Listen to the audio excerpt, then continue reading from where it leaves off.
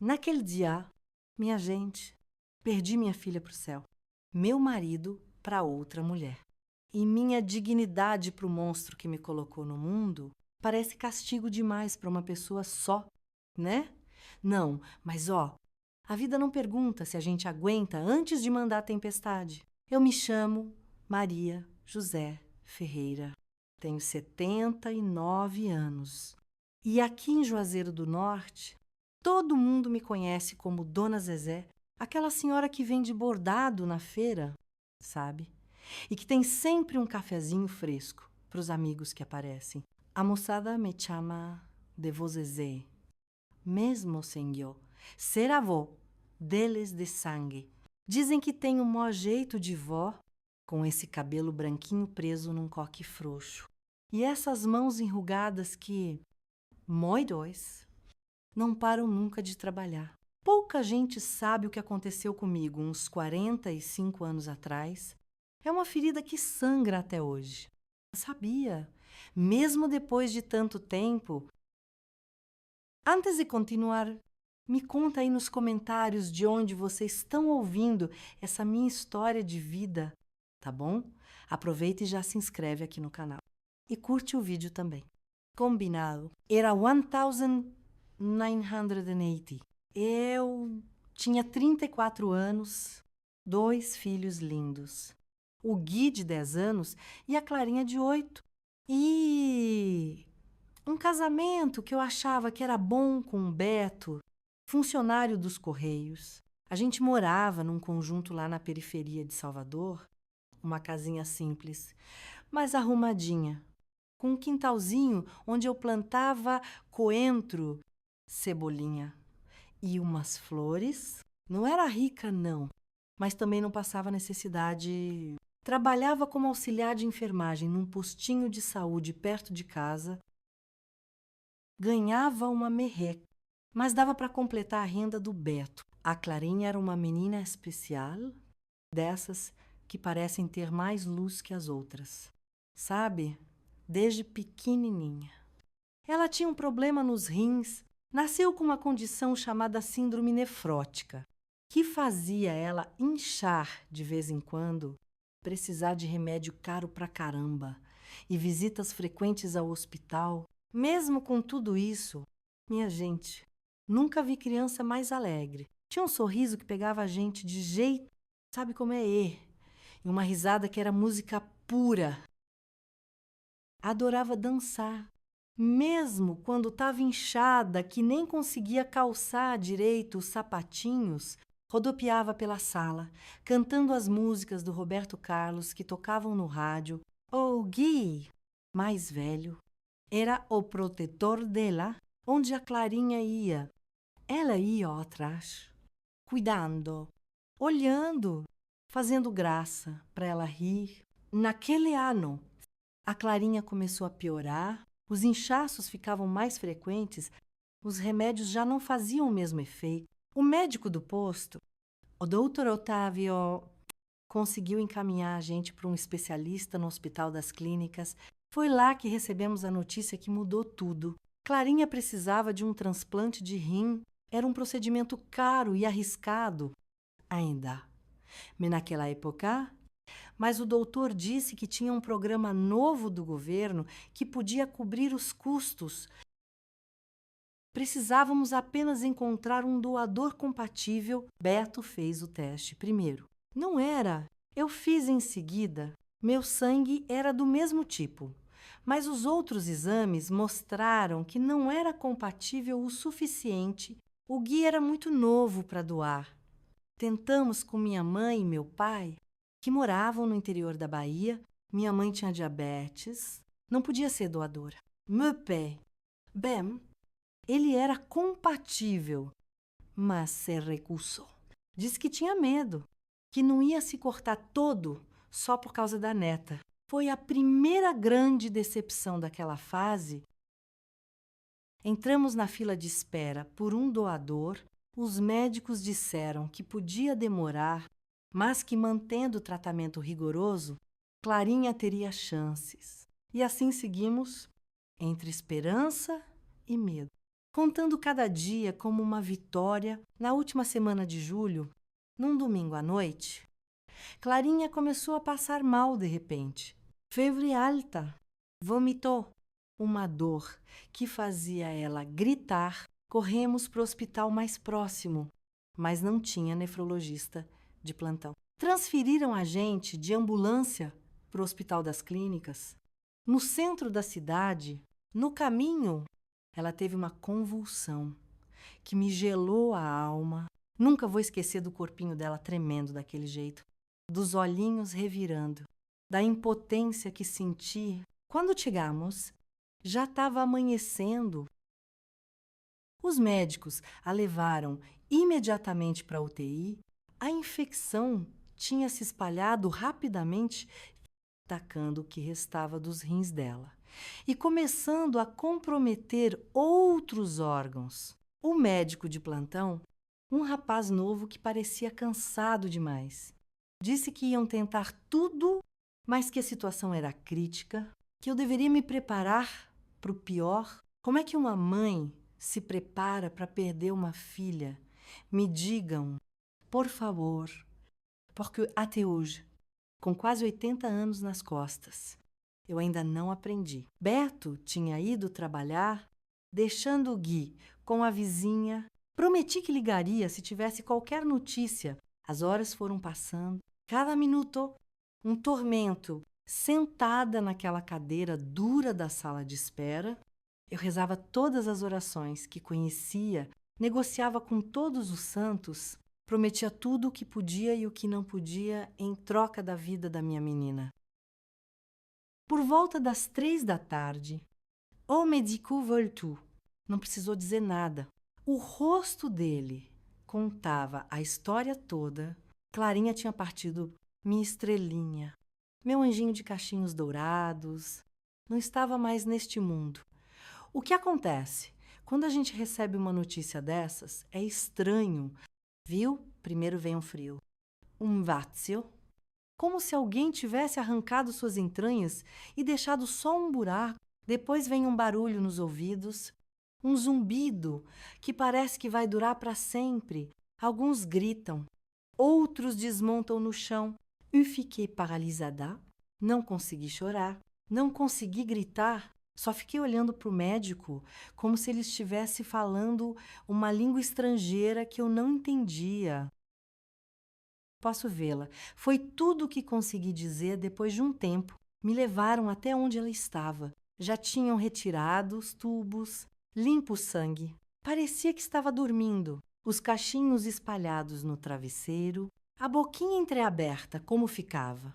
Quando ela cochilava no sofá depois de brincar muito, mas não havia movimento. Não havia o subir e descer do peitinho, respirando, só um silêncio que pesava toneladas. Sentei ao lado dela, peguei sua mãozinha ainda morna entre as minhas. Cantei baixinho aquela canção de ninar que ela gostava, a mesma que cantei no dia em que ela nasceu. Não sei quanto tempo fiquei ali. Poderiam ter sido minutos ou horas. O tempo tinha perdido o sentido. Uma enfermeira apareceu. Gentil, mesfiame, dizendo que precisavam levar o corpo. Corpo.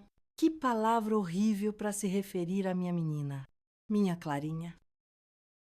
Preciso ligar para o meu marido, falai, pensando em como daria a notícia, como se diz a um pai que sua filha se foi. A enfermeira me levou até um telefone. No posto de enfermagem, liguei pros correios. Pedi para falar com o Beto. A recepcionista, depois de me fazer esperar uma eternidade, voltou dizendo que ele tinha saído mais cedo, que não estava lá. Achei estranho. Beto nunca saía antes do horário.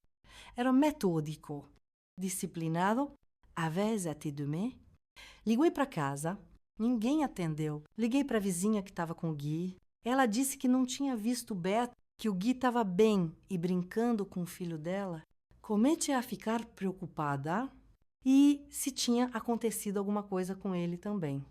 E se tivesse sofrido um acidente a caminho do hospital, o Brasil vivia uma época difícil, né? De violência crescente, sequestros relâmpago, 1000 possibilidades. passaram pela minha cabeça. A parte burocrática foi a mais cruel. Preencher papéis, decidir sobre o funeral, o caixão, tudo sozinha, sem o Beto do meu lado. Uma assistente social do hospital me ajudou, vendo que eu estava completamente perdida. Foi ela quem sugeriu que eu ligasse para minha mãe no interior. Dona Lourdes, minha mãe, atendeu no segundo toque. Quando contei, ouvi o choro dela do outro lado da linha, um lamento profundo que ecoava minha própria dor, não expressa. Ela prometeu que viria no primeiro ônibus, que estaria comigo no velório meu pé. Segundo, ela não poderia vir porque estava com as costas travadas. Mais uma decepção, mas naquela altura, nem me importai. O corpo seria liberado no início da noite. Decidi fazer o velório em casa mesmo. Como era costume, a funerária se encarregaria de tudo. Eu precisava ir para casa, preparar o espaço e esperar pelo Beto, esperar pela minha mãe, esperar pelo corpo da minha menina, que nunca mais correria pela casa. Peguei um ônibus. Depois outro, o mundo parecia irreal ao meu redor. As pessoas seguindo suas vidas normalmente, enquanto a minha tinha acabado de desmoronar. Como podiam sorrir, conversar, se preocupar com coisas tão pequenas? Quando minha Clarinha tinha partido, cheguei em casa por volta das 6 da tarde. A porta estava destrancada, o que era estranho. Pensei que talvez o Beto tivesse chegado e esquecido de trancar. Entrei chamando por ele, mas não houve resposta. A casa parecia diferente. Havia uma energia estranha, pesada. No quarto, a cama estava desarrumada. O que era incomum, eu sempre arrumava antes de sair e o Beto era ainda mais meticuloso que eu. Foi então que vi, em cima do travesseiro, um fio de cabelo longo e vermelho. Meu cabelo sempre foi preto. Nunca pintei. Aquele fio não era meu. Antes que eu pudesse processar o que aquilo significava, ouvi um barulho vindo do banheiro. A porta estava fechada, mas dava para ouvir o chuveiro ligado e risadas. 2 forças. Uma delas, indubitavelmente, a do Beto. Não sei de onde tirei forças para abrir aquela porta. Talvez da raiva, talvez do choque, talvez da necessidade desesperada de entender o que estava acontecendo no dia em que minha filha tinha morrido. Lá estavam eles, no box do banheiro, Beto e uma mulher ruiva, que eu conhecia bem demais, Silvia. A secretária da agência dos Correios, onde ele trabalhava, ela tinha vindo em casa algumas vezes para festas de aniversário das crianças. Tinha dado presentes para Clarinha e agora estava ali, nos braços do meu marido. No dia em que nossa filha tinha partido, os dois congelaram. Ao me ver, a água continuava caindo, mas era como se o tempo tivesse parado. Beto abriu e fechou a boca várias vezes. Como um peixe fora d'água, Sílvia tentou se cobrir, escorregando no box molhado. Lembro de ter falado algo, mas não me recordo o que. Lembro do rosto do Beto mudando do choque para algo que parecia quase irritação, como se eu estivesse interrompendo algo importante. Lembro de ter saído do banheiro da casa e caminhado sem rumo pela rua. Não sei por quanto tempo andei. Quando dei por mim, estava sentada num ponto de ônibus qualquer, olhando para o nada. Uma senhora perguntou se eu estava bem. Devo ter respondido que sim, porque ela foi embora. Mas não estava bem. Nada estava bem. Minha filha tinha morrido. Meu marido estava me traindo. E eu ainda tinha que encontrar forças para organizar um velório, cuidar do Gui, seguir em frente de alguma maneira. Foi aí que decidi voltar para a casa dos meus pais, no interior da Bahia. Não imediatamente, ainda Tinha o velório e o enterro da Clarinha pela frente, mas depois levaria o Gui e recomeçaríamos lá, longe do Beto, longe das lembranças, longe da dor da traição, que agora se somava à dor da perda. Não sabia, naquele momento, que o pior ainda estava por vir, que a casa dos meus pais, que eu via como refúgio, se tornaria o cenário do terceiro golpe daquele dia terrível. Um golpe que me faria questionar tudo, inclusive minha vontade de continuar viva. Mas isso, meus queridos que estão me assistindo agora, é uma parte tão difícil dessa história que dói muito ao falar. Por isso, se inscreva nesse canal e curta esse vídeo. Sei que é pesado, sei que dói ouvir, mas preciso compartilhar. Por quê?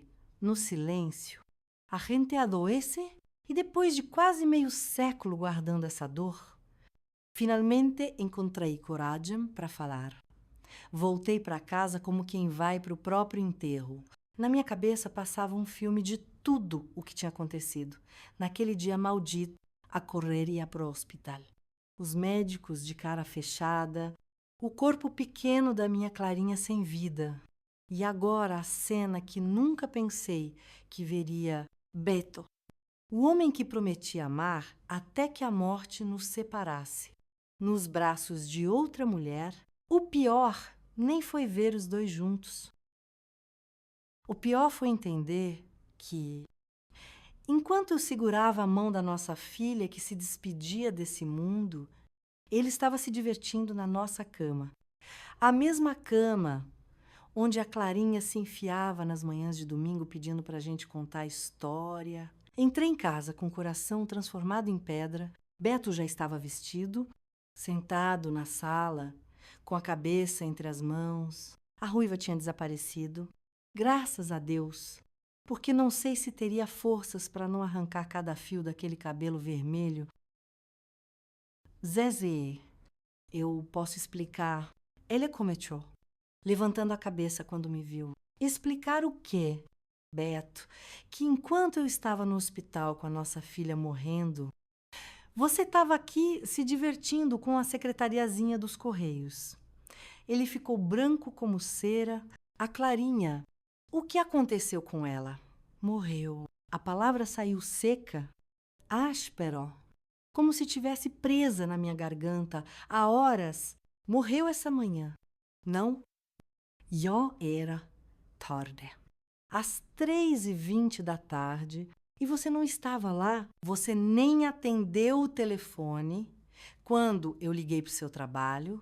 Meu Deus, Zezé se levantou, tentou se aproximar, recuei, como se ele tivesse alguma doença contagiosa. Não me toca. Minha voz saiu baixa, mas com uma frieza que eu nem sabia que tinha dentro de mim. Nunca mais encosta um dedo em mim. Vi lágrimas nos olhos dele, lágrimas de verdade, porque, apesar de tudo, ele amava a Clarinha, mas naquele momento, aquelas lágrimas só me deram nojo. Que direito ele tinha de chorar? Agora vão trazer o corpo dela para velar aqui. Minha mãe está vindo de Feira de Santana. Você vai ficar aqui, quieto, comportado, fingindo que é um pai decente e um marido respeitador por causa do Gui, que já perdeu a irmã hoje e não merece perder o pai no mesmo dia. Depois que tudo isso passar, a gente conversa. Zezé, foi um erro terrível. Eu não estava pensando direito. Um erro, quase ri de tão absurdo que era. Erro é errar na conta do supermercado. Erro é esquecer de buscar o Gui na escola. O que você fez no dia que sua filha morreu não tem nome. Beto, ele começou a chorar, de verdade, soluçando como criança. Por um segundo, quase senti pena. Quase, mas a imagem dele com aquela mulher voltou com força, sobrepondo-se a qualquer compaixão que pudesse surgir. Fui para o quarto da Clarinha. Tudo estava como ela deixou antes de ir para o hospital. A cama com a colcha das princesas da Disney, que ela tanto insistiu para a gente comprar o ursinho de pelúcia caolho, que chamava de Valente. Os desenhos coloridos nas paredes, quase todos de nossa família de mãos dadas sob um sol sorridente, aquele quarto cheio de vida. E agora, sua dona nunca mais voltaria. Me sentei na cama pequena, abraçando o Valente contra o peito. Foi só então que as lágrimas vieram. Um choro silencioso primeiro, depois um pranto que sacudia meu corpo inteiro. Chorei até meu peito doer, até meus olhos arderem, até não ter mais lágrimas para derramar. Não sei quanto tempo fiquei ali. Em algum momento, ouvi a campainha, era a funerária, trazendo o corpinho da minha Clarinha. Foi aí que a realidade me atingiu com toda a força. Isso não era um pesadelo do qual eu iria acordar, era real. Minha filha não estava mais viva, meu casamento não existia mais. E eu precisava encontrar forças para enfrentar o velório, o enterro. E tudo o que viria depois, a casa logo encheu de vizinhos, amigos, colegas da escola da Clarinha. O caixão pequeno foi colocado na sala, rodeado de flores. Pessoas se revezavam, dizendo palavras de consolo que nem chegavam aos meus ouvidos. Beto ficou num canto, recebendo abraços, fingindo ser o pai devastado pela perda. Gui, e meu menino, estava em choque. Não chorava, não falava. Só olhava para o caixão da irmã como se não entendesse o que estava acontecendo. Minha mãe chegou no meio da noite. Nunca vou esquecer de quando ela entrou pela porta.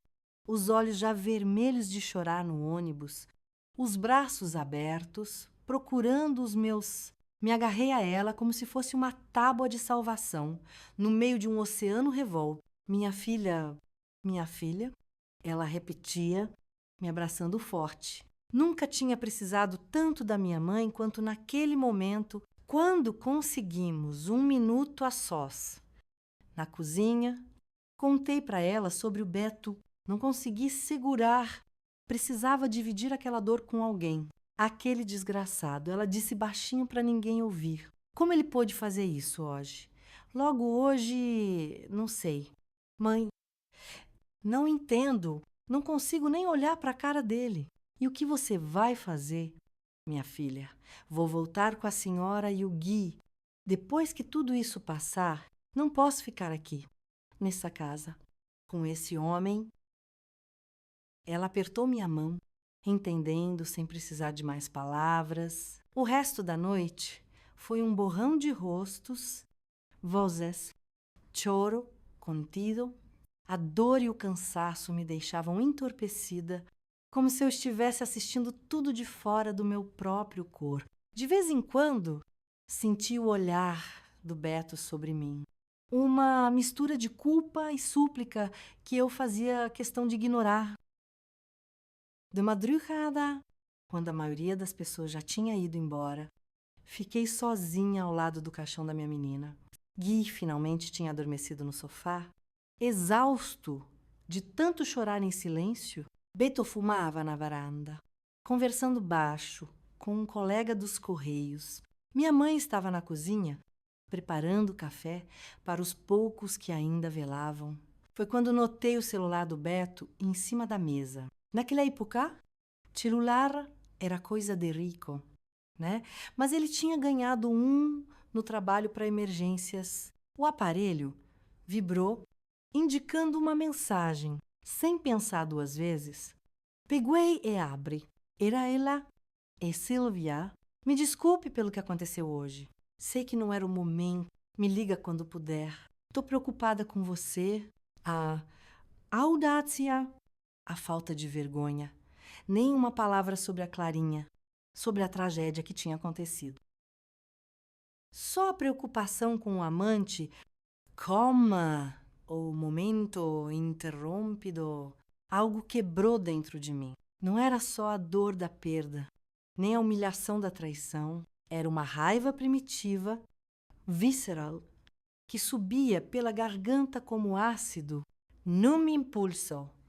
Saí da sala, atravessei a varanda onde o Beto conversava e caminhei até a rua Zézéonde. Você veio ouvir? Ele chamar. Confuso, nem respondi. Continuei andando, sem rumo certo. Eram quase 4 da manhã. As ruas estavam desertas. Perigoso para uma mulher sozinha. Mas eu não me importava. Nada poderia ser pior do que o que eu já estava vivendo. Acabei chegando na pracinha do bairro. Sentai num banco.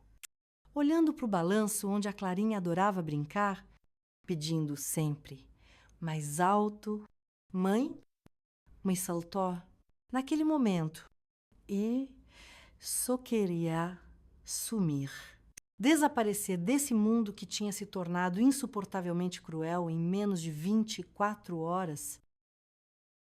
Foi então que vi o celular ainda na minha mão. Sem pensar muito, disquei o número da Silvia. Ela atendeu no segundo toque. A voz sonolenta. Beto, é você, não? Silvia. E a Maria José. Silêncio do outro lado da linha. Quase dava para ouvir o coração dela disparando. Morió José. Minha filha morreu hoje. Silvia. Minha voz saiu estranhamente calma, quase doce, o que tornava tudo ainda mais aterrador. Minha menina de 8 anos morreu enquanto vocês dois estavam transando na minha cama. Meu Deus, eu não sabia. Eu juro que não sabia. Agora você sabe, e sabe o que mais. Vocês dois se merecem. São da mesma laia, então pode ficar com ele. Só peço uma coisa. Quando você for deitar com ele na nossa cama, lembra que na mesma hora que vocês estavam se divertindo, eu estava vendo minha filha parar de respirar para sempre. Desliguei antes que ela pudesse responder. E comecei a rir, um riso histérico, descontrolado, que logo virou choro novamente. Fiquei ali, rindo e chorando alternadamente, como uma maluca. Até senti uma mão no meu ombro. Era minha mãe. Ela tinha me seguido. Preocupada? Vamos para casa. Filha, você precisa descansar um pouco. Que casa? Mãe, aquela não é mais minha casa. Então vamos para a casa da vizinha, da Dona Vera. Ela disse que podemos ficar lá. Você deita um pouco, descansa antes do enterro.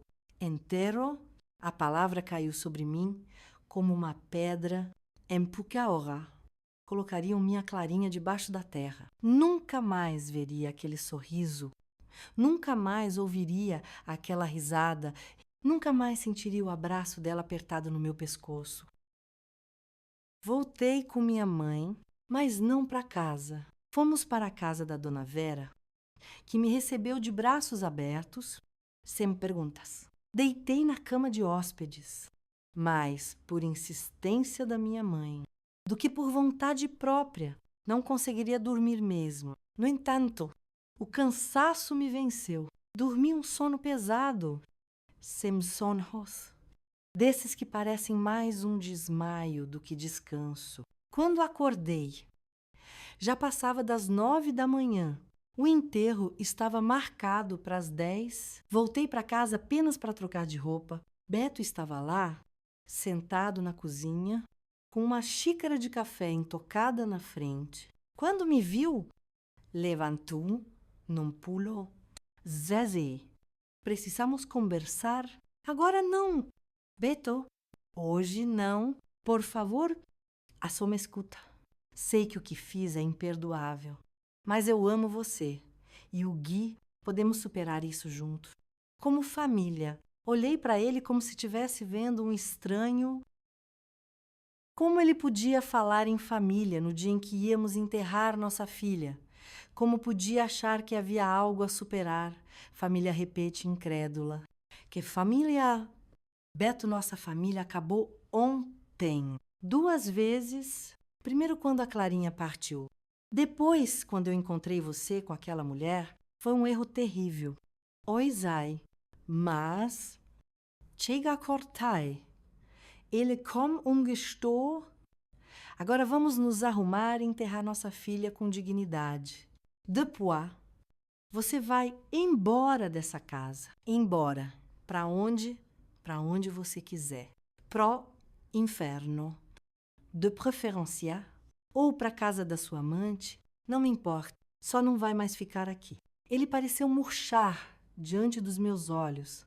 Toda a arrogância, todo o desespero de momentos atrás deram lugar a uma aceitação miserável. Naquele instante, acho que ele entendeu que tinha perdido tudo: a filha por obra do destino, a esposa e o filho por obra da própria estupidez. O enterro foi tão doloroso quanto eu imaginava. O cemitério estava cheio. Parecia que metade do bairro tinha vindo se despedir da Clarinha. As crianças da escola dela vieram uniformizadas, cada uma com uma flor branca. A professora tinha organizado uma homenagem pequena, onde cada coleguinha dizia uma qualidade da minha menina: bondosa, alegre, amiga, corajosa. Cada palavra era como uma facada no meu peito materno. Quando começaram a baixar o caixão, senti minhas pernas fraquejarem. Se não fosse por minha mãe de um lado e a vizinha Dona Vera do outro, acho que teria caído ali mesmo. Gui agarrou minha cintura, escondendo o rosto contra meu corpo, como se não quisesse ver a irmã desaparecer na terra escura. Beto curou o tempo todo, de um jeito tão genuíno que, por um momento, senti um cisco de pena. Era pai, afinal, por pior que fosse como marido, nunca tinha sido um pai ruim. Amava as crianças, brincava com elas, contava histórias antes de dormir. Mas, naquele dia, aquele amor paterno não significava nada para mim. A traição tinha envenenado tudo. Depois do enterro, voltamos para casa. A maioria das pessoas foi embora. Ficaram apenas minha mãe, a Dona Vera e algumas vizinhas mais próximas que começaram a organizar a cozinha, lavar as xícaras usadas durante o velório, guardar as comidas que as pessoas tinham trazido. Beto sumiu, não sei para onde foi. Sinceramente, não me importava. Tudo que eu queria era tomar um banho, pegar algumas roupas minhas e do Gui e ir para a casa da minha mãe em Feira de Santana. Letchomechar. Longe daquela dor, daquela traição, daquelas lembranças, eu não sabia, naquele momento, que o Beto tinha ido atrás do meu pai, que os dois estavam conversando, tramando algo que mudaria o rumo dessa história para sempre. Não sabia que o terceiro golpe daquele dia maldito ainda estava por vir, mais cruel e devastador do que eu poderia imaginar. Mas isso, meus queridos, é a parte mais difícil dessa história. A parte que, por quase meio século, guardei trancada no fundo da minha alma, sem coragem de contar para ninguém. A parte que ainda me acorda no meio da noite, suando frio, mesmo depois de tanto tempo, é também a parte que me fez entender que, às vezes, a pessoa que deveria te proteger é justamente aquela de quem você mais precisa se defender. E que a vingança, por mais doce que pareça, nem sempre traz o alívio que a gente espera. Quando todas as visitas foram embora, fiquei sozinha com o Gui, que tinha adormecido exausto no sofá, e minha mãe, que arrumava silenciosamente a cozinha. A casa tinha aquele silêncio pesado que só existe depois que a morte passa por um lugar, um silêncio que sufoca, que faz cada pequeno barulho, uma xícara batendo no pires, um passarinho cantando lá fora. Parecer uma afronta. Vou tomar um banho. Mãe, falai, me arrastando em direção ao banheiro. Depois arrumo nossas coisas. Quero pegar o ônibus de amanhã cedo para a Feira de Santana. Minha mãe assentiu, sans forçate para falar. Ela também estava destruída. A Clarinha era sua única neta menina. A princesinha que ela enchia de mimos sempre que visitava. O banho foi longo e quente. Deixei a água escorrer pelo corpo como se pudesse lavar não só a sujeira, mas a dor, a raiva. Tudo de ruim que tinha se acumulado em menos de 48 horas. Claro que não funcionou. Nenhum banho do mundo seria capaz de limpar aquela mancha na alma. Saí do banheiro, enrolada na toalha, e fui para o quarto pegar roupas limpas. Abri o guarda-roupa e a primeira coisa que vi foi uma camisa do Bert. Sem pensar, peguei a peça e joguei pela janela. Depois foi uma calça, outra camisa. Todas as roupas dele que consegui agarrar. Estava no meio desse ritual de purificação quando ouvi a porta da frente se abrir.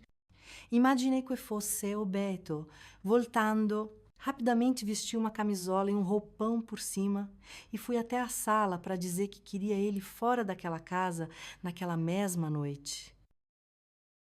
Mas não era o meu marido. Era meu pé. Seu nonato, como todos chamavam, estava parado na sala, as mãos nos bolsos da calça surrada, o chapéu de palha velho seguro entre os dedos, um homem de seus 65 anos, magro e encurvado pelo trabalho pesado na roça, a vida toda, mas ainda com aquele olhar duro que me amedrontava desde a infância. Pai, o que o senhor está fazendo aqui? Pensei que não pudesse vir para o enterro por causa das costas. Falei, confusa com aquela aparição inesperada. Melhorei. Ele respondeu, seco, como sempre. Nunca foi homem de muitas palavras. Sua mãe, na cozinha, ele assentiu e continuou parado ali, me olhando de um jeito estranho que me deixou desconfortável. Só então percebi que estava apenas de camisola e roupão, o cabelo molhado solto pelos ombros. Me senti exposta. Vulnerável, vou me vestir direito e já volto. Murmurai, dando as costas e indo em direção ao quarto.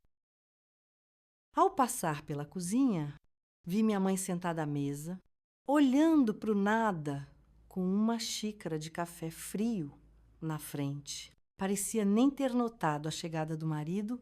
Mãe, o pai chegou? Avisei. Estranhando aquela situação toda, ela levantou a cabeça, assustada. Seu pai aqui. O tom dela me alarmou ainda mais. Tinha algo errado acontecendo. Algo que eu não conseguia identificar. Emmanuel Bromeina está na sala. Disse que as costas melhoraram. O rosto da minha mãe empalideceu de um jeito que nunca tinha visto antes. Ela se levantou num pulo, derramando café na mesa. Maria José não fica sozinha com ele. Me espera. Antes que eu pudesse perguntar o que aquilo significava, ouvi a voz do meu pai chamando do corredor. Lourdes, tá aí. Bem cá, já voltou. Zazie, minha mãe respondeu, à votre émula. Depois, virando-se para mim, sussurrou, vai pro quarto. Se trança lá, não sai até eu chamar. Nada fazia sentido. Por que minha mãe, sempre tão submissa ao meu pai, estava agora praticamente me dando ordens? E por que eu não devia ficar sozinha com meu próprio pai confusa? Mas obediente como sempre fui. Segui para o quarto, não cheguei a me trancar como ela pediu. Parecia exagero demais. Mesmo. Naquele dia de loucuras, me vesti rapidamente com uma calça e uma blusa simples. Estava terminando de secar o cabelo com a toalha quando a porta se abriu sem aviso. Era meu pé? De novo. Minha mãe não estava com ele. Cadê a mãe? Perguntei. Imediatamente desconfortável, mandei ela ir comprar cigarro para mim na venda. Queria conversar com você. A sós, meu estômago afundou. Havia algo de sinistro na voz dele, nas mãos inquietas, que não paravam de girar o chapéu, no olhar que agora passeava pelo meu corpo sem pudor nenhum. Conversar sobre o quê? Pai, hoje não é um bom dia. Acabei de enterrar minha filha. É sobre isso mesmo que quero falar. Ele fechou a porta atrás de si. O clique da maçaneta soou como um tiro no quarto silencioso. O Beto me contou o que aconteceu. Que você descobriu ele com outra. Então era isso. Beto tinha procurado meu pai. Provavelmente para pedir que intercedesse a favor dele, que convencesse a filha teimosa a dar outra chance ao marido, que Pexó não tem que conversar sobre isso. Pai, acabou. Vou voltar com o Gui para a Feira de Santana amanhã mesmo. Ele deu um passo na minha direção, instintivamente recuei. Não vai, não. Vai ficar aqui com seu marido. Mulher separada dá o que falar. Vira motivo de fofoca. E eu não criei filha para ser mal falada. Com todo respeito, pai, essa decisão é minha. Já sou adulta, tenho minha vida. Foi então que ele sorriu. Um sorriso que nunca tinha visto antes, que não combinava com aquele rosto sempre fechado, sempre sério. Um sorriso que fez meu sangue gelar nas veias.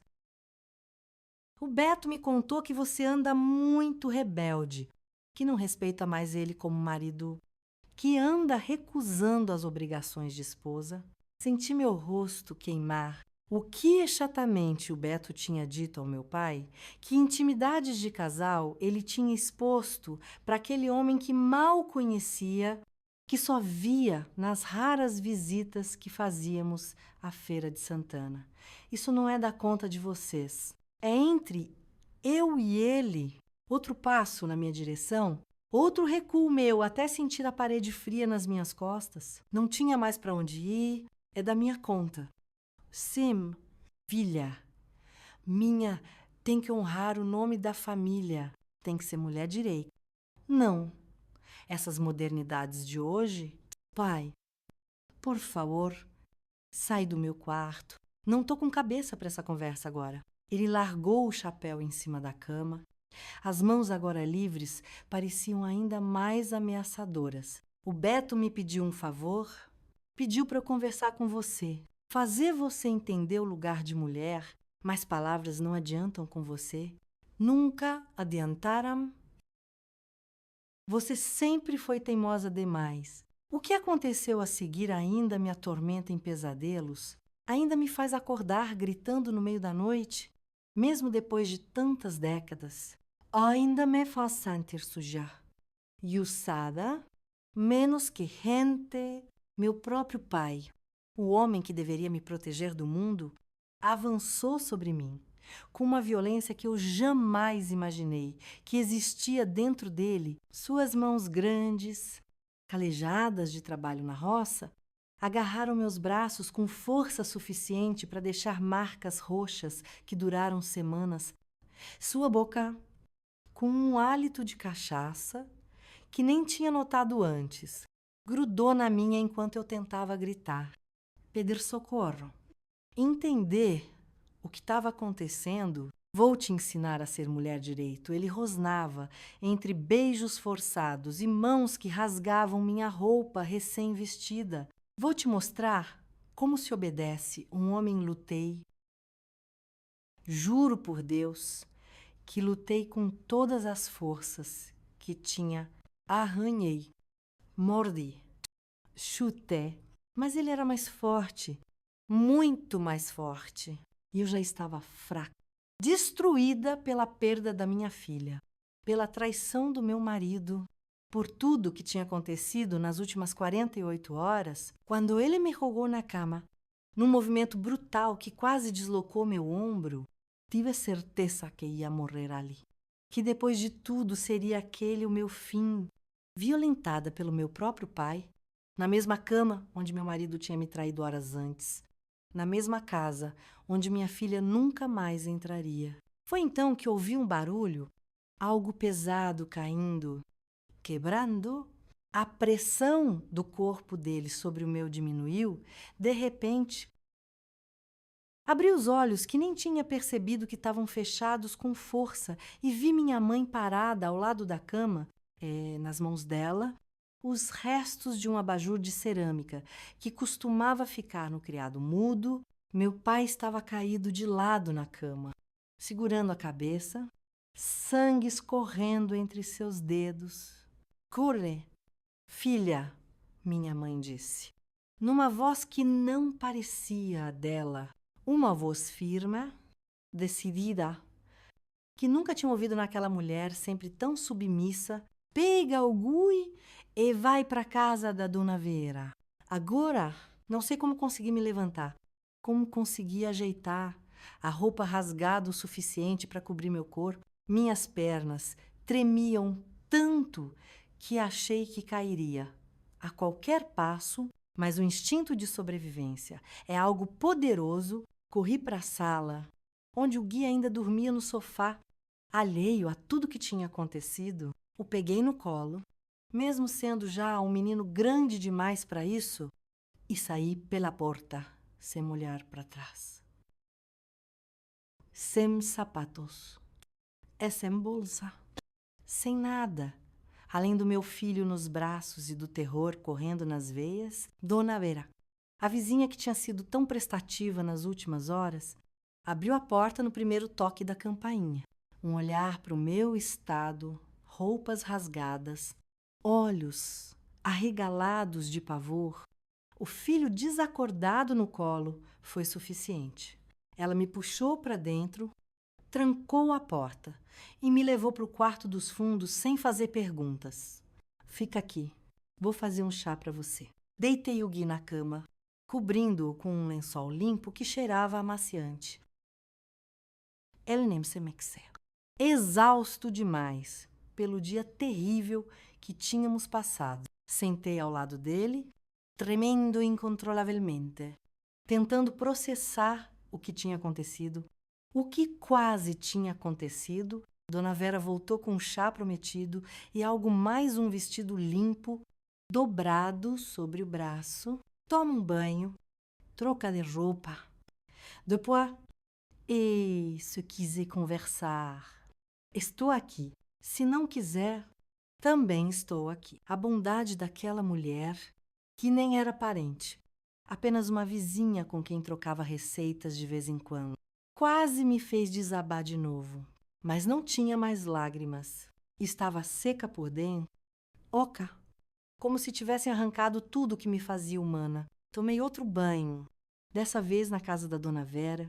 Esfreguei a pele até ficar vermelha, como se pudesse limpar o toque dele. O cheiro dele. Vesti o vestido emprestado. Que grande de me para mim, mas confortável na sua simplicidade de algodão. Quando voltei para o quarto, Gui ainda dormia. Me deitei ao lado dele, puxando-o contra meu peito, como fazia quando era pequeno e tinha pesadelos. Mas quem estava tendo pesadelo? Agora era eu. E não tinha colo de mãe que pudesse me acalentar. Não sei quanto tempo se passou. Perdi a noção do tempo, do espaço, de tudo. Em algum momento, ouvi batidas na porta, a voz de Dona Vera. Abafada. Maria José. Sua mãe está aqui? Minha mãe, nós dois. Minha mãe tinha ficado lá com ele. O que teria acontecido? Pode entrar? Respondi. A voz rouca de tanto não chorar, ou de ter chorado demais. Nemzai, a porta se abriu. E lá estava ela, Dona Lourdes, minha mãe, com o rosto marcado por uma vida inteira de trabalho duro e submissão.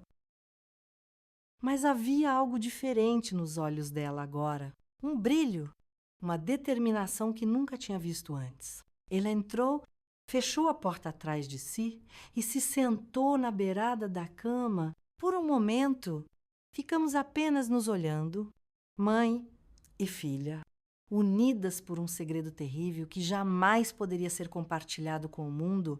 Ele não vai mais te machucar. Ela disse finalmente, a voz baixa para não acordar o Gui.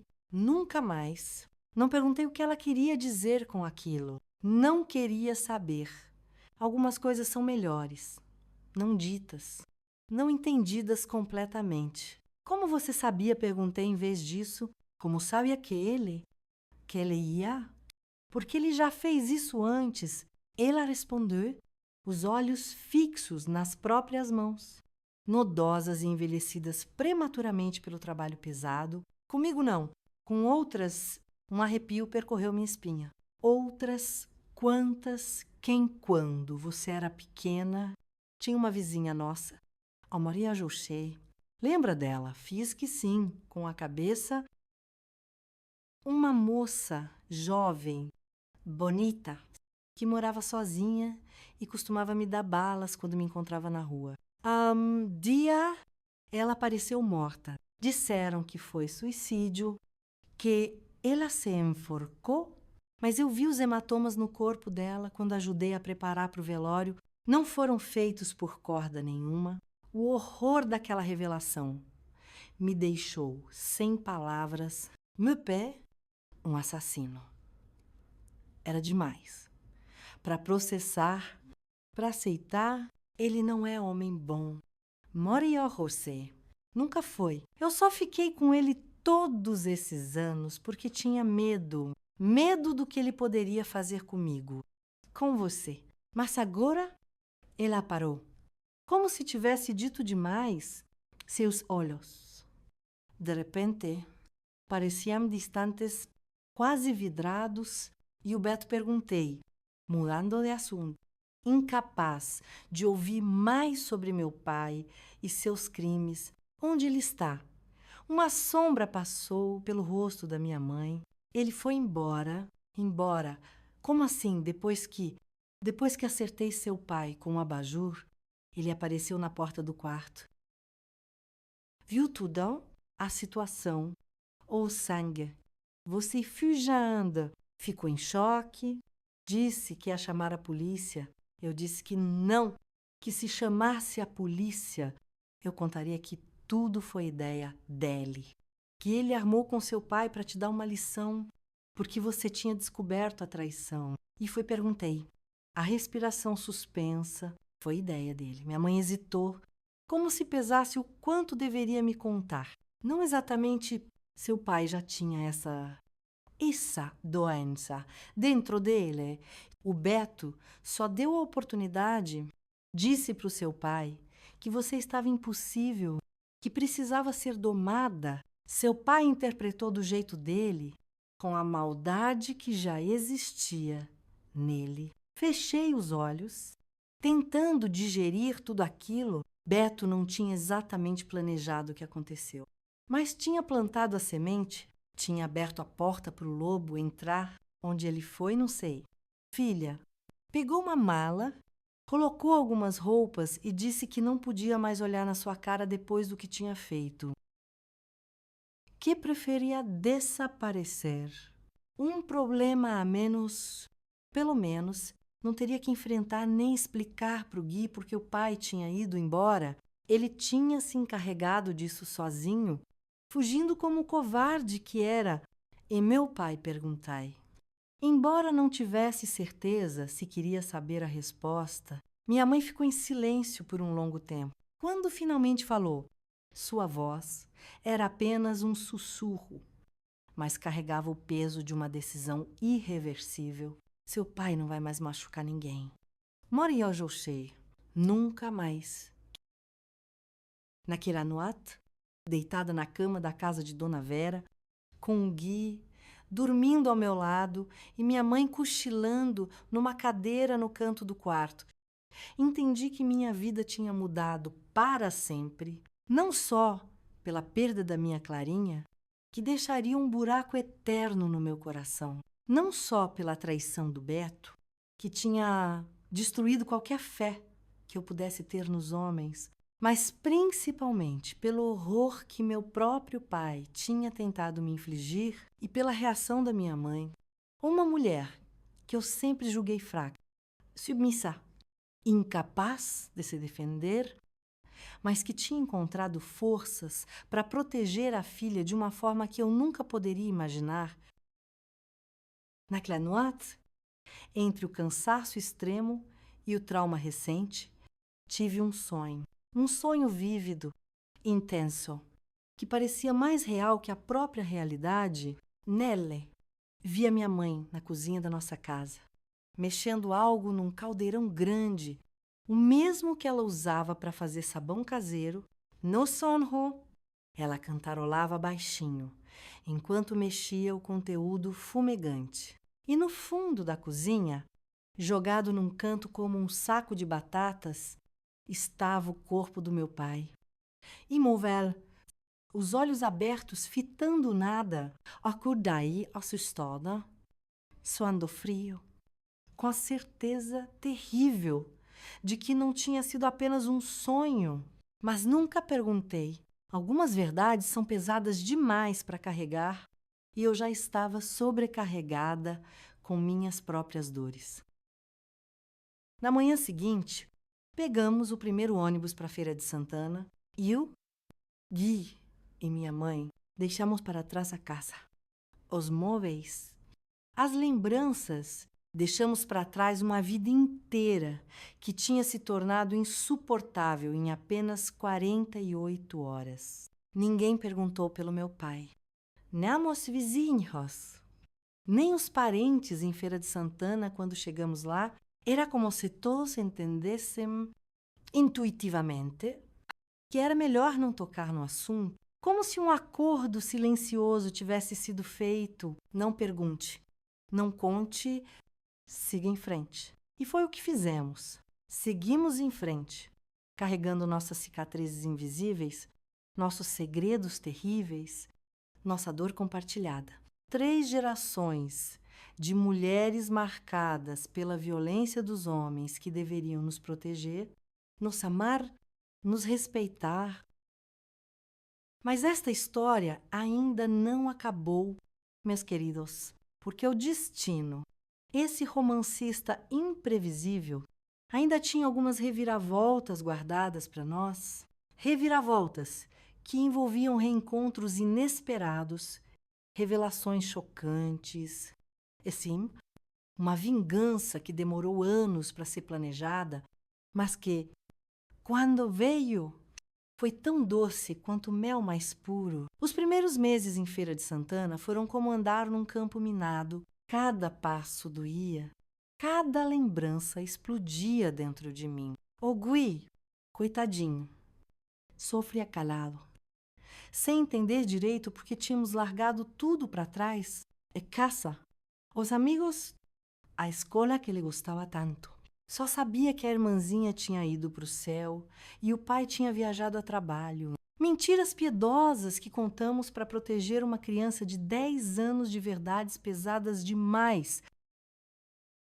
A gente se instalou na casinha simples da minha mãe, 2 quartos pequenos, sala e cozinha conjugadas.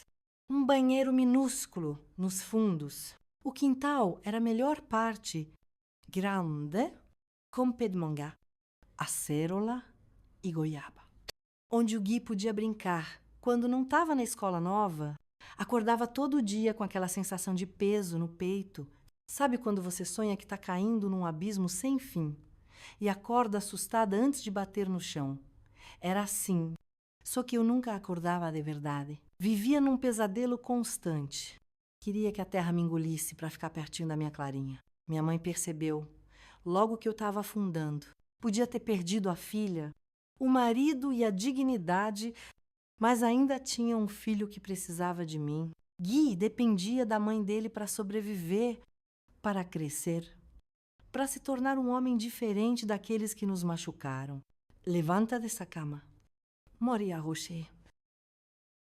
Minha mãe me dizia toda manhã, puxando as cobertas com uma firmeza que eu nunca tinha visto nela antes. O sol já nasceu e você tem um filho para criar. Era como se o acontecido tivesse transformado minha mãe, aquela mulher submissa, calada, que aceitava tudo de cabeça baixa, tinha sumido no lugar dela. Surgiu uma guerreira com rugas no rosto e força nas mãos calejadas, uma mulher que, depois de décadas aguentando o pior tipo de marido, finalmente se libertou. De que forma? Nunca perguntem diretamente. Algumas respostas são perigosas demais para se ter. Um mês depois da nossa chegada, comecei a procurar emprego. A aposentadoria magra da minha mãe, mal. Dava para nós 3 e eu precisava ocupar a cabeça com algo além da dor. Minha experiência como auxiliar de enfermagem me ajudou a conseguir uma vaga num postinho de saúde da periferia. O trabalho foi minha salvação. Cuidar dos outros, limpar feridas alheias, dar injeções, fazer curativos, eram problemas concretos que eu podia resolver. Diferente do buraco no meu peito que nada fechava, trabalhava 6 dias por semana, muitas vezes fazendo horas extras só para não ter que voltar para casa e enfrentar o silêncio da noite. Gui se adaptou aos poucos. Crianças têm essa capacidade incrível de recomeçar, fez amigos na escola nova. Começou a jogar futebol num campinho de terra perto de casa, voltou a sorrir de vez em quando. Os pesadelos foram diminuindo com o tempo. Deixou de perguntar pelo pai depois dos primeiros 6 meses sem notícias. Foi nessa época que o Beto apareceu, não pessoalmente. Graças a Deus, ele não teve essa coragem. Mandou uma carta postada em São Paulo. Nela, pedia perdão pelo que tinha feito. Dizia que estava trabalhando num banco, que tinha começado uma vida nova. Perguntava do Gui se ele estava bem. Se tinha se adaptado, não perguntou de mim nenhuma vez. No final, pedia para mandar notícias através de uma caixa postal. Rasguei a carta em 1000 pedaços e joguei na privada. Assunto encerrado. Ou assim pensei. Um ano depois da nossa mudança, recebemos uma visita inesperada. Era um domingo de manhã. Eu e minha mãe estávamos preparando o almoço enquanto Gui brincava no quintal. A campainha tocou e quando abri a porta, dei de cara com ela, Silvia, a ruiva dos Correios, a amante do meu marido. Antes que você imagine, não parti para cima dela. Não arranquei os cabelos vermelhos um por um, como tinha sonhado tantas vezes. Fiquei paralisada na porta, sem acreditar no que meus olhos viam. Ela estava diferente, mais magra, o cabelo mais curto, olheiras profundas marcando o rosto que um dia eu achei bonito. Parecia que tinha envelhecido 10 anos em apenas um. Posso entrar? Ela perguntou. A voz tão baixa que quase não ouvi. Precisou muito falar com você. Meu primeiro instinto foi bater a porta na cara dela. Mas algo me impediu, talvez curiosidade, talvez a expressão genuinamente assustada no rosto dela. 5 minutos. Responde, fazendo um gesto para ela passar. Meu filho está em casa e não quero que ele te veja. Levei Silvia para a varanda dos fundos, o mais longe possível do quintal onde Gui brincava. Minha mãe, que tinha visto tudo da cozinha, fez menção de vir atrás, mas sinalizei que ficasse onde estava.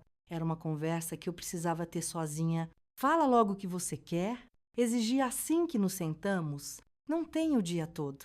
Ela respirou fundo, as mãos tremendo, tanto que teve que entrelaçar os dedos para controlar. Vim te avisar. Moria José. Ô Beto, ele não é quem você pensa que é. Quase ri. Ah, querida, isso eu já descobri da pior maneira possível.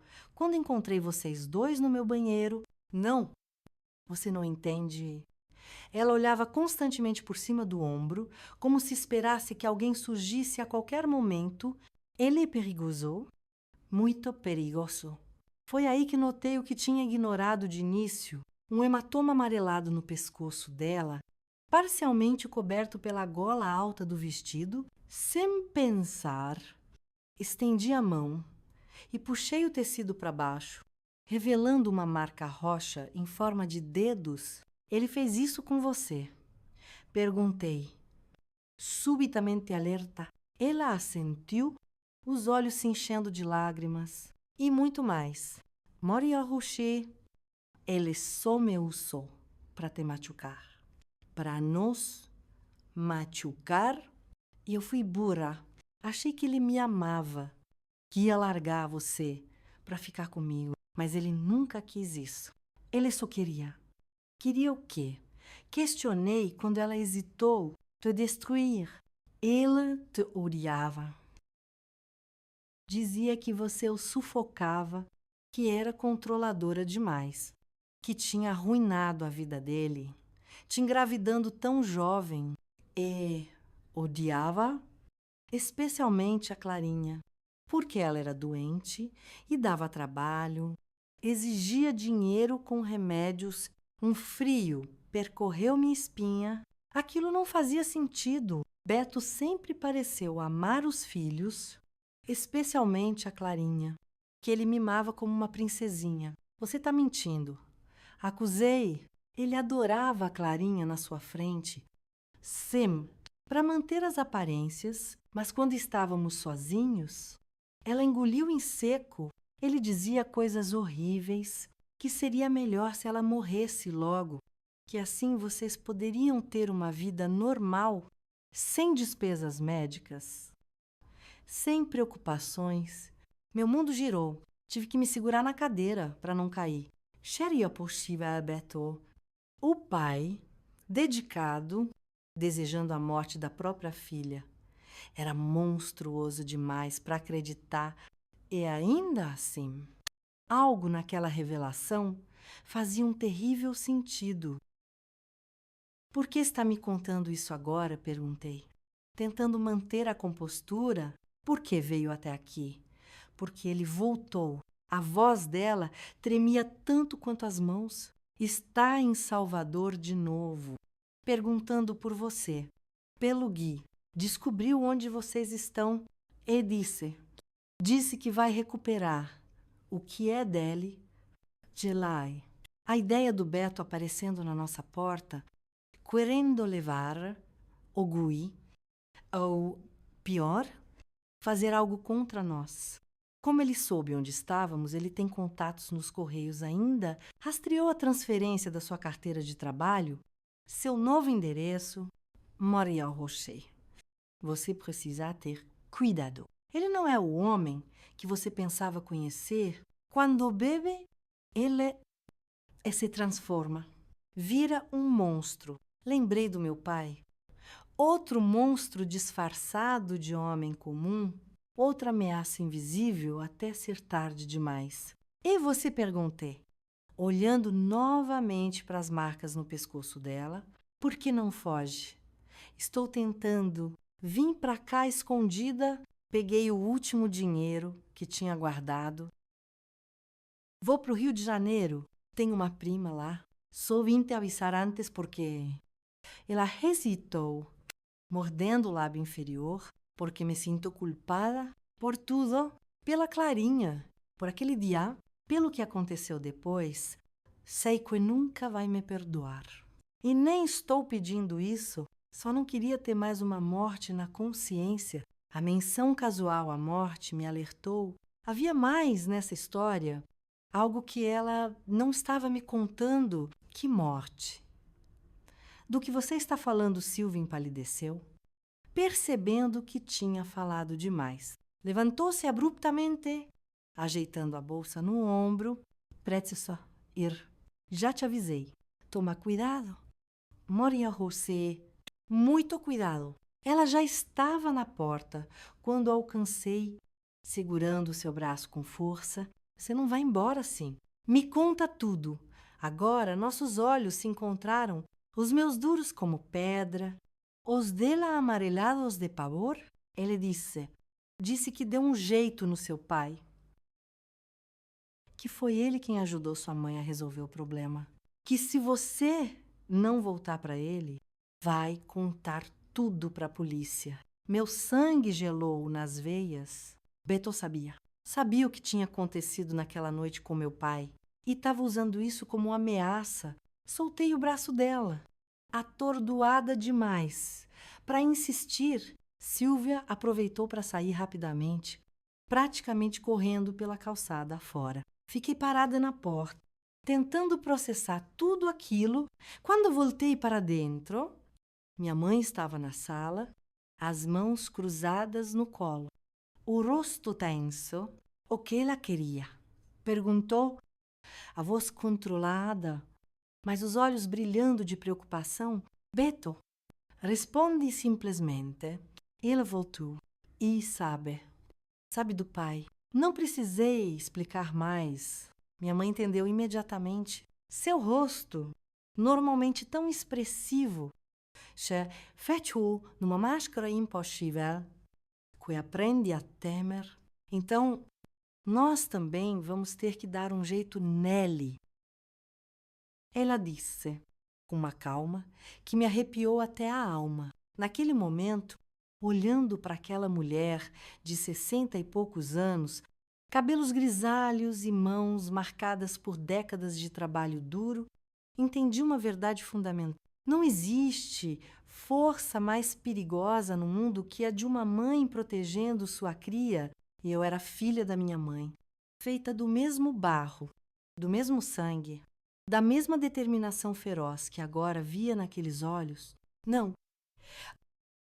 Mãe, responde, sentando-me ao lado dela. Dessa vez, vamos fazer diferente. Dessa vez, vamos garantir que ele nunca mais machuque ninguém, mas sem nos sujarmos no processo. Foi assim que nasceu nosso plano, um plano que levaria anos para ser executado, que exigiria paciência, inteligência e um tipo de frieza calculada que eu nem sabia que possuía, um plano que se transformaria na vingança mais doce e ao mesmo tempo mais terrível que alguém poderia imaginar. Nos meses que se seguiram, continuamos nossas vidas normalmente. Eu trabalhando no posto de saúde, Gui estudando, minha mãe cuidando da casa. Por fora, éramos apenas uma família comum, tentando reconstruir a vida depois de uma tragédia. Por dentro, éramos uma fortaleza sendo erguida, pedra por pedra, contra a ameaça que pairava sobre nós. Comecei a estudar à noite. Fazendo um curso técnico em administração, minha mãe aprendeu a costurar melhor, a fazer pequenos concertos em roupas para a vizinhança. Gui, já entrando na adolescência, começou a demonstrar um talento para matemática que nem sabíamos que tinha. Cada centavo que ganhávamos além do necessário para sobreviver, guardávamos, não em banco. Não confiávamos em instituições onde o Beto poderia ter contatos. Guardávamos em casa mesmo, num esconderijo que só nos conhecíamos. Ao mesmo tempo, mantínhamos os ouvidos atentos a qualquer notícia sobre o Beto. Através de antigos vizinhos de Salvador, soubemos que ele tinha voltado para a cidade, mas não morava mais no nosso antigo bairro. Tinha arranjado emprego num banco maior, estava subindo na carreira, aparentemente tinha uma nova namorada, uma moça bem mais jovem que ele. 3 anos se passaram assim. Gui já estava com 13, crescendo rápido, virando um rapazinho que se parecia cada vez mais com o pai, fisicamente apenas, graças a Deus. Na personalidade, era o oposto gentil, atencioso. Estudioso, um menino que me enchia de orgulho foi quando recebi uma ligação no posto de saúde. Era uma quinta-feira, lembro como se fosse hoje. A recepcionista me chamou dizendo que era urgente, uma questão de família. Maria José e o Paulinho. Lembra de mim. Seu primo de 2º grau, filho da tia Cida. Claro que lembrava. Paulinho era uns 10 anos mais velho que eu. Tinha sido como um irmão mais velho na infância. Antes de se mudar para São Paulo, quando eu ainda era adolescente. Paulinho, que surpresa! Tudo bem com você? Tudo bem. Sua voz parecia tensa, apressada. Olha, Tô ligando porque aconteceu uma coisa estranha. Um homem entrou em contato comigo dizendo ser seu marido. Beto, esse é o nome dele, não é? Meu sangue gelou. Ex-marido, corrigi automaticamente o que ele queria com você. Estava perguntando sobre vocês, sobre você. Ogué, sua mãe, onde estavam morando exatamente, se tinham mudado recentemente, se eu tinha visitado vocês. E o que você disse nada, né? Maria José, achei muito estranho. Falei que não tinha contato com você há anos. O que é verdade? Mas fiquei preocupado. Por isso tô ligando. Tem alguma coisa errada acontecendo, hesitei. Quanto deveria contar Paulinho sempre foi confiável, mas envolvê-lo nos nossos problemas poderia ser perigoso para ele. Beto e eu nos separamos. Há alguns anos, respondi vagamente. Não foi amigável. Ele não devia estar procurando por nós. Entende? Olha, se ele entrar em contato de novo e vous déconversar, mas achei que você devia saber. Ele pareceu determinado depois de desligar. Fiquei pensando, Beto estava se aproximando, apertando o cerco. Era apenas questão de tempo até nos encontrar. Contei para minha mãe assim que cheguei em casa. Seu rosto envelhecido ficou sério. Os lábios apertados numa linha fina. Está na hora. Ela disse simplesmente. Eu sabia o que aquilo significava. Nosso plano, cuidadosamente elaborado durante 3 anos, precisava ser colocado em ação. Não podíamos mais esperar. No, dia seguinte, pedi demissão do posto de saúde. Expliquei que precisava cuidar da minha mãe, que estava com problemas de saúde. Uma meia-verdade, ela realmente estava envelhecendo. As dores nas juntas piorando a cada inverno. Vendemos o pouco que tínhamos acumulado em Feira de Santana, a máquina de costura da minha mãe, alguns móveis melhores, até as galinhas do quintal. Juntamos esse dinheiro com nossas economias dos 3 anos de trabalho árduo. Era hora de desaparecer, não apenas do Beto, mas de todo o nosso passado.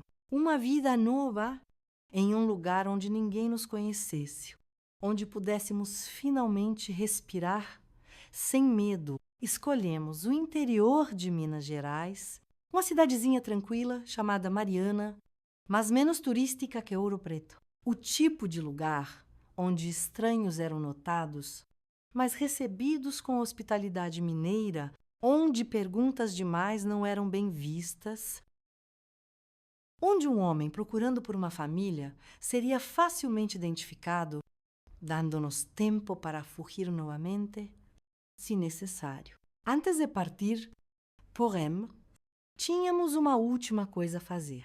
A parte mais importante do nosso plano, aquela que garantiria que o Beto nunca mais nos procurasse, a vingança que tínhamos planejado meticulosamente durante 1000 dias e 1000 noites. Mas isso, meus queridos, é o último capítulo dessa história. Um capítulo tão surpreendente que, mesmo depois de tantos anos, ainda me faz tremer ao lembrar uma vingança tão perfeita, tão completa, que talvez seja difícil acreditar que uma mulher simples como eu, uma auxiliar de enfermagem do interior, tenha sido capaz de arquitetar. O que posso dizer é que nunca subestime o poder de uma mãe ferida, de uma mulher traída, de um ser humano que tocou o fundo do poço e descobriu, nas profundezas da dor, uma força que nem sabia que possuía. Antes de contar o último capítulo dessa história, quero esclarecer que o que fizemos não foi por maldade. Foi por sobrevivência. Quando um animal selvagem te encurrala, você não tem escolha a não ser lutar com as armas que tem. É nós, 3 mulheres sozinhas, num mundo que favorece homens como o Beto. Tínhamos apenas nossa inteligência e a força do nosso desespero. Nossa mudança para Mariana foi planejada no maior sigilo. Nem para os parentes mais próximos contamos para onde íamos. Só o Gui sabia, claro, mas ele já tinha 13 anos e entendia a gravidade da situação. Aquele menino teve que amadurecer rápido demais, vendo a irmã morrer, o pai desaparecer. E agora, tendo que fugir como se fôssemos criminosos, mas antes de sumir completamente, executamos a parte final do nosso plano.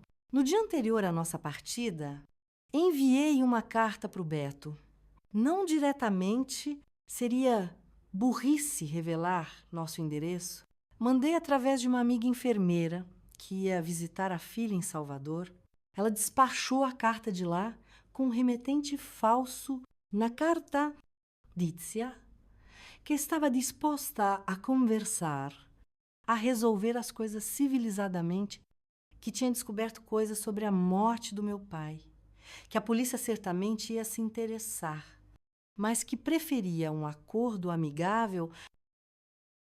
Marquei um encontro num lugar público, a Praça Central de João Pessoa, capital da Paraíba, que era umas boas horas de Feira de Santana, mas um lugar neutro. Foi um risco calculado. Sabia que o Beto viria, tanto pela ameaça velada quanto pela oportunidade de me ter de volta. Homens, como ele não suportam ser deixados, não aceitam perder o que consideram sua propriedade. Enquanto isso, numa estratégia paralela, minha mãe enviou outra carta. Essa foi endereçada à Delegacia de Salvador, especificamente para o delegado Jerônimo, um homem conhecido por sua incorruptibilidade. Nela, minha mãe confessava tudo sobre a morte do meu pai.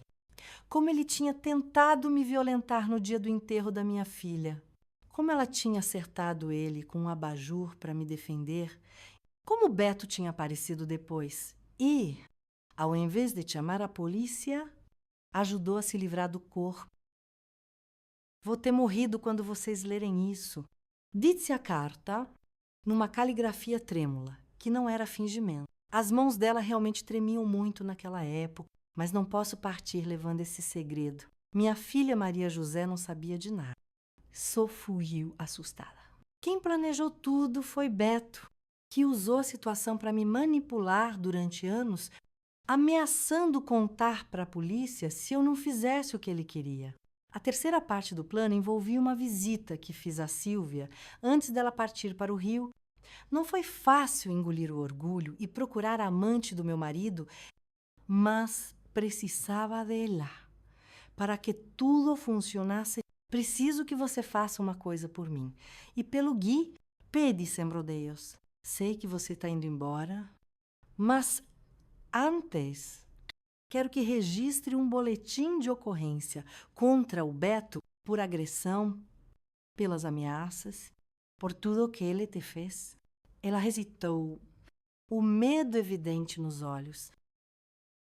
Ele vai me encontrar, vai se vingar. Não, não vai, porque ele vai estar ocupado demais se defendendo de acusações muito piores do que bater numa mulher.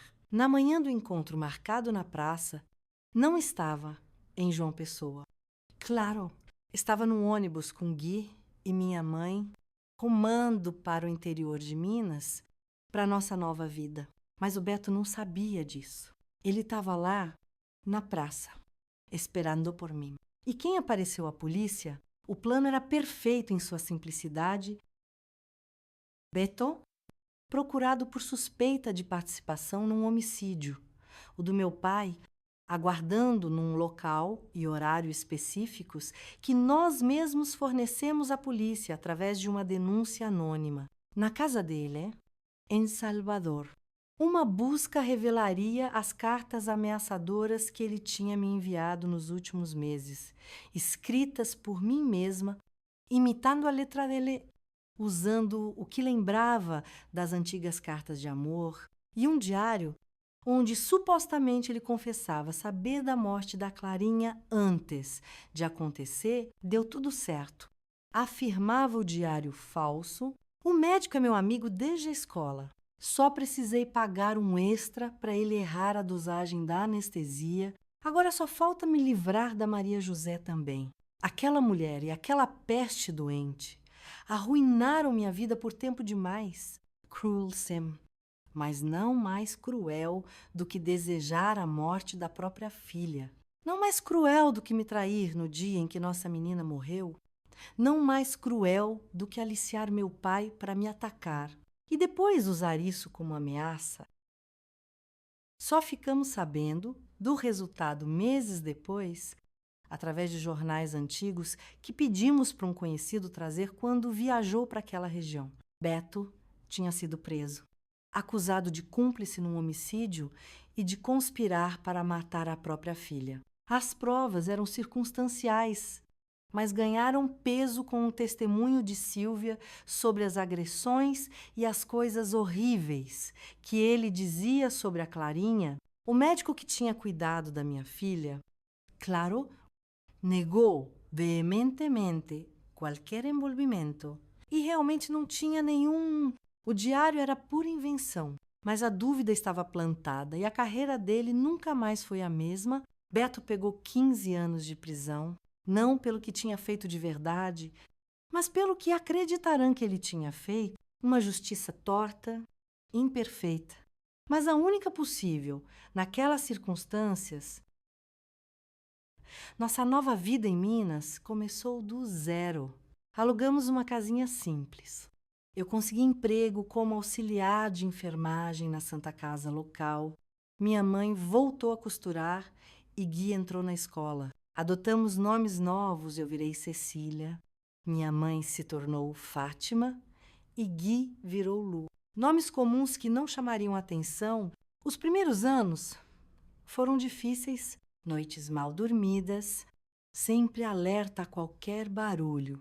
Ao menor sinal de alguém perguntando sobre nós. Lucas teve problemas na escola, saudades dos amigos antigos, dificuldade de se adaptar. Minha mãe, já idosa, sofre como o clima diferente, mais frio que o Nordeste. Mas sobrevivemos. Mais que isso, aos poucos, reconstruímos nossa vida. Lucas se formou no colégio com notas excelentes, conseguiu bolsa numa faculdade em Belo Horizonte.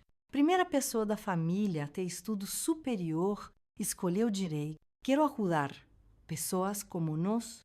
Mãe, ele me disse no dia que recebeu a carta de aceitação, gente que o sistema ignora, que precisa de alguém do lado deles. Minha mãe, Fátima, faleceu em 1992. Pacificamente, durante o sono, tinha 72 anos e nos últimos tempos parecia finalmente em paz. No velório, olhando aquele rosto enrugado, agora sereno na morte. Pensei em tudo que ela tinha vivido, uma vida de submissão a um homem violento, de sacrifícios por mim e pelo neto, de trabalho duro sem reconhecimento e ainda assim. No fim, ela encontrou coragem para fazer o que precisava ser feito, para nos proteger, mesmo que isso significasse manchar a própria alma. Chorei no enterro dela, não só de tristeza, mas de gratidão por tudo que me ensinou, pelo exemplo que foi, não da mulher submissa dos primeiros anos, mas da guerreira que despertou quando a necessidade bateu à porta. Continuei em Mariana, mesmo depois que o Lucas se mudou para a faculdade, gostava da vida pacata, das montanhas ao redor, do ar puro. Aos poucos, fui relaxando. A paranoia diminuiu. Comecei a criar raízes de verdade, fiz amizades. Me envolvi na comunidade, virei a Dona Cecília que todo mundo conhecia e respeitava. Ninguém precisava saber dos horrores do meu passado. M1995. Quase 15 anos depois daquela tragédia tripla, recebi uma carta. O coração gelou quando vi o remetente presídio de segurança máxima de Salvador. Só podia ser ele. Pensei em queimar sem abrir. Para que mexer nesse vespeiro agora, quando finalmente tinha encontrado alguma paz? Mas a curiosidade foi mais forte. Morió Rousset. Começava a carta naquela letra que reconheceria em qualquer lugar. Sei que provavelmente vai jogar essa carta fora sem ler. Não te culpo, o que fiz foi imperdoável. Escrevo não para pedir perdão, que sei que não mereço, mas para te contar que estou morrendo. Câncer no pulmão. Estagioterminol. Os médicos dizem que tenho poucos meses. Continuava com uma confissão completa. Admitia a traição, o ódio que sentia de mim, por ser mais forte que ele, a inveja doentia da relação que eu tinha com a Clarinha. Confessava que realmente tinha pensado várias vezes que seria mais fácil se ela morresse, mas jurava que nunca tinha conspirado com médico nenhum para fazer isso acontecer. Também admitia ter incitado meu pai contra mim, apostando na natureza violenta dele.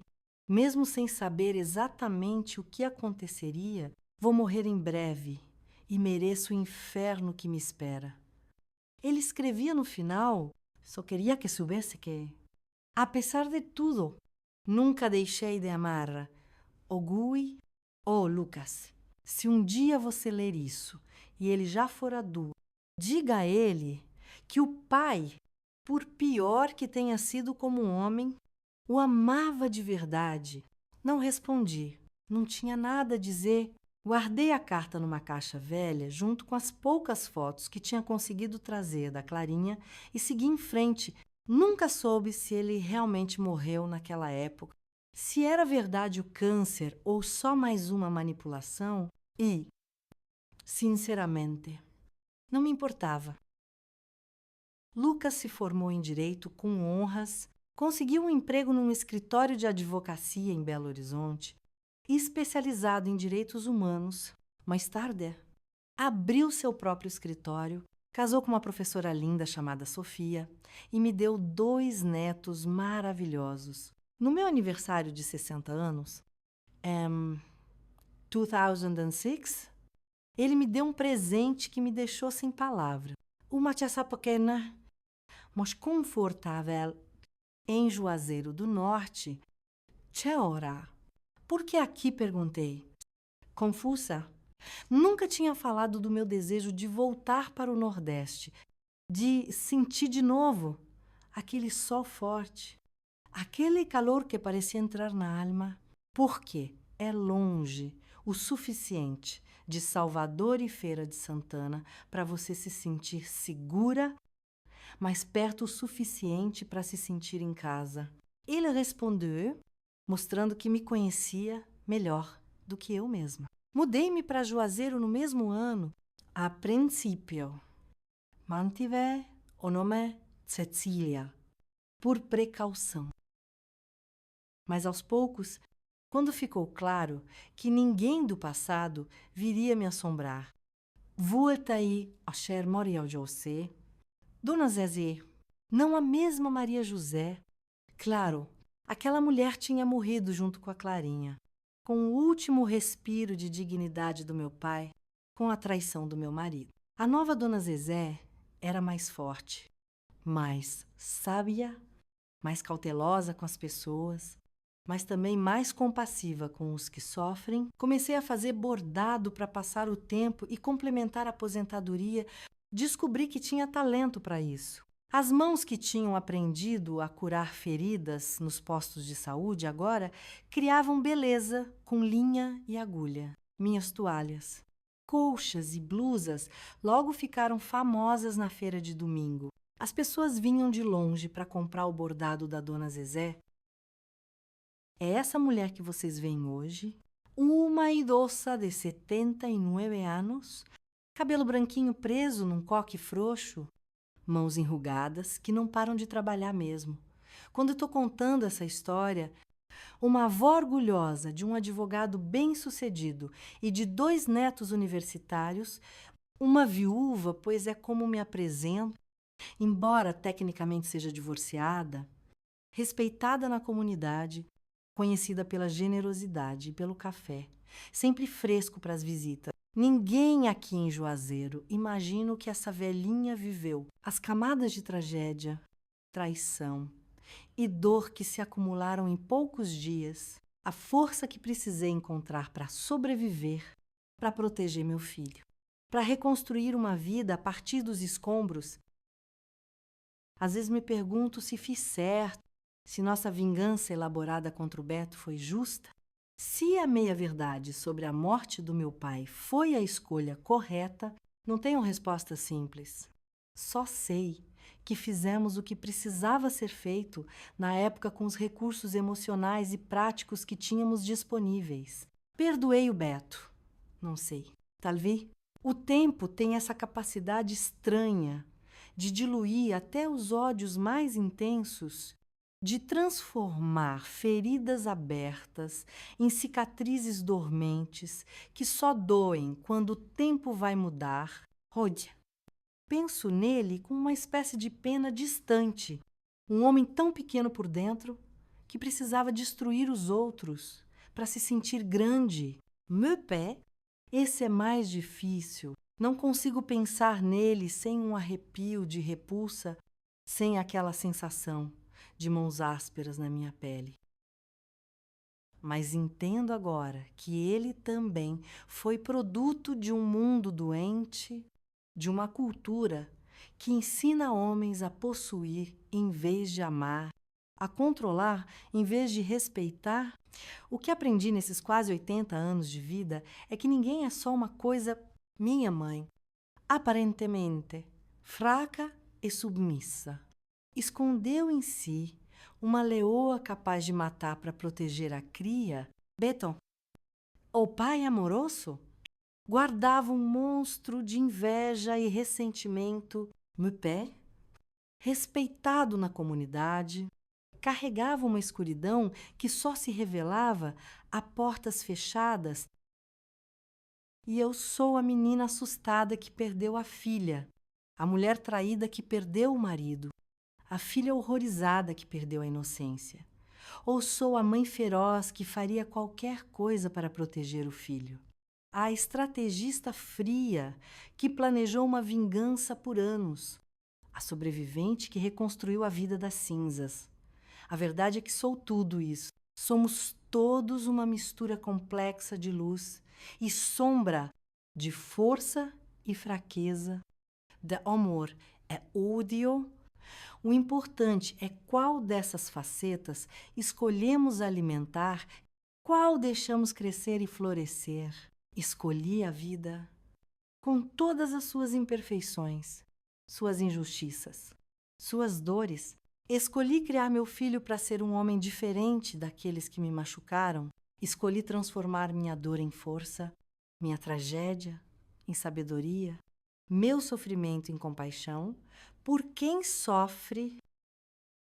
Se hoje conto essa história, depois de tantos anos de silêncio, é porque sinto que outras mulheres precisam ouvir, precisam saber que não estão sozinhas, que outras passaram pelo vale da sombra e sobreviveram, que é possível recomeçar, mesmo quando parece que o mundo acabou, 3 vezes no mesmo dia. Meus queridos que chegaram até aqui comigo, muito obrigada pela paciência por ouvirem essa história tão difícil, tão pesada. Cada um de vocês que assistiu até o final, que não desviou o olhar da minha dor, me ajudou a carregar um pouquinho desse fardo. E por isso, sou eternamente grata. Se essa história tocou seu coração, peço que deixe seu like e compartilhe com alguém que você acha que precisa ouvir. Talvez uma mulher passando por momentos difíceis, talvez um jovem que precisa entender o impacto da violência nas vidas que toca. Se puder, também se inscreva no canal para acompanhar mais histórias de superação como essa. E não esqueça de entrar no nosso grupo do WhatsApp. O link está na descrição do vídeo. Lá mandamos todos os dias histórias reais de outras vovós que, como eu, carregam cicatrizes invisíveis, sob rugas visíveis, mulheres que sobreviveram a guerras particulares que o mundo nunca reconheceu, mas que merecem ser ouvidas e honradas. Que Deus abençoe cada um de vocês e suas famílias. E se estiver passando por momentos difíceis agora, lembre-se das palavras dessa velha, que já viu de tudo, a noite mais escura também chega ao fim. O sol sempre nasce de novo. Sempre